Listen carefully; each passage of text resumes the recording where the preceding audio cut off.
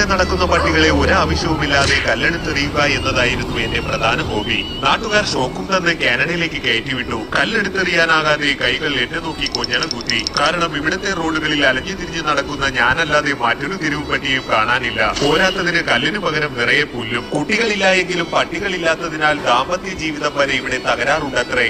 കോട്ടും സൂട്ടും കുട്ടിയുടുപ്പും വാഹനവും ഒക്കെയായി ഈ പാവപ്പെട്ട മാമനേക്കാളും പൊളപ്പൻ സെറ്റപ്പിലാണ് ഇവന്മാരുടെ ഇവിടുത്തെ ജീവിതം. കാനഡയിലെ പട്ടികളില്ലാത്ത വീടും നാട്ടിലെ ഇറച്ചി വാങ്ങാത്ത ഞായറാഴ്ചയും ഒരുപോലെയാണെന്ന് പണ്ഡിതൻ വാസു പണ്ട് പറഞ്ഞിട്ടുണ്ട്. ഇവിടുത്തെ പ്രധാന ആചാരം ഇവരെ അപ്പിയിടാനായി കൊണ്ടുപോവുക എന്ന ചടങ്ങാണ്. അപ്പിയെ പിന്നെ അപ്പി എന്നല്ലാതെ ബോംബെ മുട്ടായി എന്ന് പറയാൻ കഴിയില്ലല്ലോ. കാഴ്ചയിൽ നിലത്തു വീണ പാക്ക് നുള്ളിപ്പറക്കുന്നതാണെന്ന് തോന്നുമെങ്കിലും സംഭവം നേരത്തെ പറഞ്ഞ സാധനമാണ്. ഇതെല്ലാം നുള്ളിപ്പറക്കി കെട്ടിപ്പൊതിഞ്ഞ് കവറിലാക്കി പ്രത്യേകം പറഞ്ഞിട്ടുള്ള സ്ഥലത്ത് നിക്ഷേപിക്കണം. ആഹാ, എന്ത് മനോഹരമായ ആചാരം! ഇതായിരുന്നു വാസുവണ്ണൻ സ്വപ്നം കണ്ട കാനഡ. പലതരത്തിലുള്ള പാർക്കുകൾ